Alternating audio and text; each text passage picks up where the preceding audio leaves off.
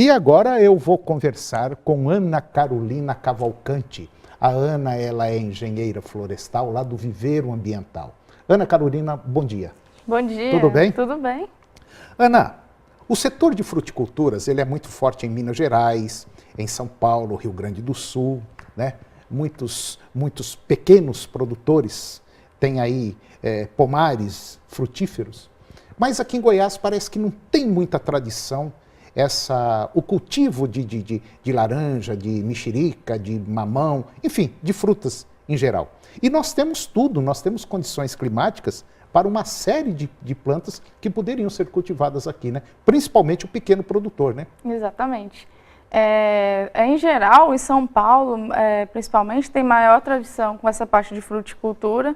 Em Goiás, eu acredito que pode ser muito explorado, mas a questão do pequeno produtor, dele poder utilizar até a fruticultura não só como um pomar para dentro de casa e tudo, mas também como uma fonte de renda. Como uma fonte de renda, é verdade. Quer dizer, aproveitar espaços na propriedade rural que não estão sendo aproveitados, poderia ter ali 2, 3, 4 pés de uma determinada fruta que poderia ser comercializada no mercado. Exatamente. Né? Normalmente nas cidades tem algumas cooperativas, alguma coisa relacionada a isso, que pode absorver o produto do produtor rural. Por que isso não acontece? É tradição, o pessoal não conhece, ou não como diz, não entende muito de mercado? O que acontece? Por que Goiás não é tradicional nisso aí? Acontece com alguns produtores, mas é muito pequeno, né?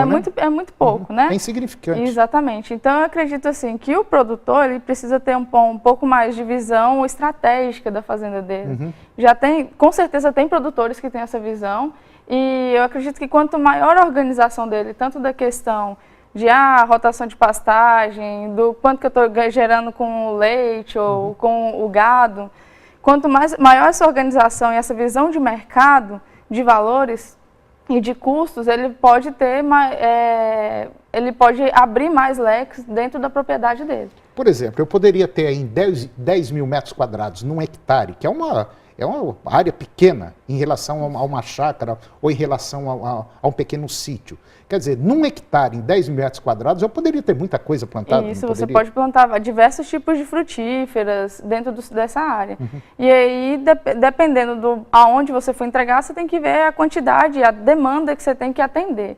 Então, por exemplo, se eu tenho que entregar X espécies, X quantidade de frutas para um produtor, para uma cooperativa, alguma coisa assim, então eu preciso ver, então eu vou plantar os 10 mil metros, o hectare todo de acerola, por exemplo. Entendi. Então aí depende do que for, não, eu vou vender de pouco em pouco na feira. Então eu posso plantar diversas variedades, né? Depende do objetivo do produtor. Mas que tem condição, tem. Tem condição, tem.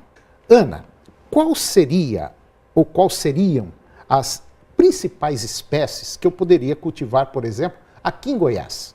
Porque eu sei, por exemplo, ameixa ou maçã, tem algumas variedades, algumas espécies de frutíferas que não se adaptam à nossa região.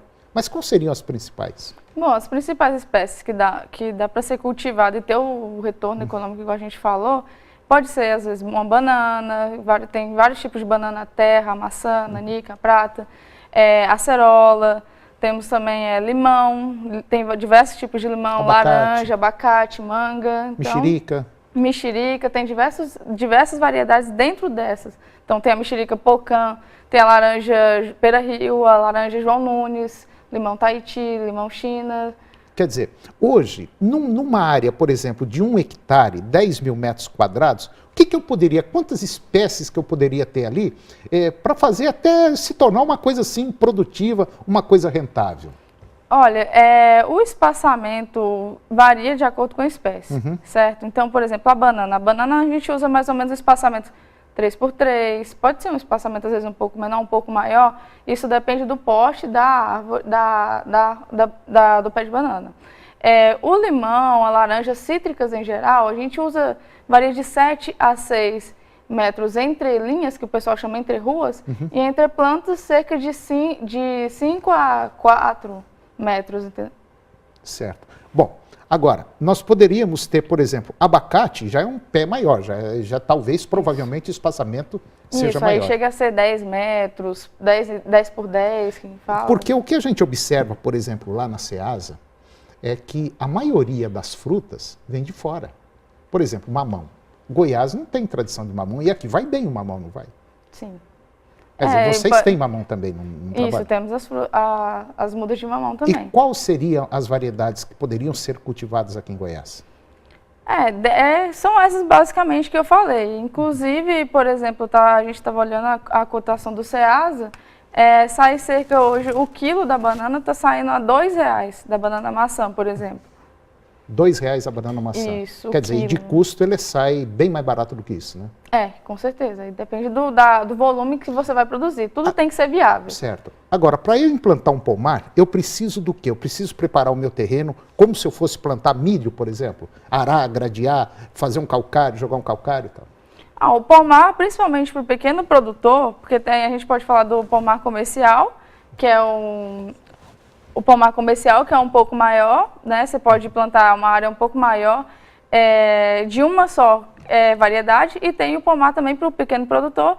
Então, você pode plantar de forma mais simples, ou seja, fazer uma cova simplesmente, colocar o adubo, lembrar sempre de não deixar a raiz em contato com o adubo para não queima a raiz. E aí... Tem algumas práticas culturais que você tem que tomar cuidado, né? Isso, eu gosto de falar muito que tudo exige um planejamento para você saber realmente qual é o seu custo, desde a questão da adubação, desde a questão do manejo e qual vai ser o seu retorno.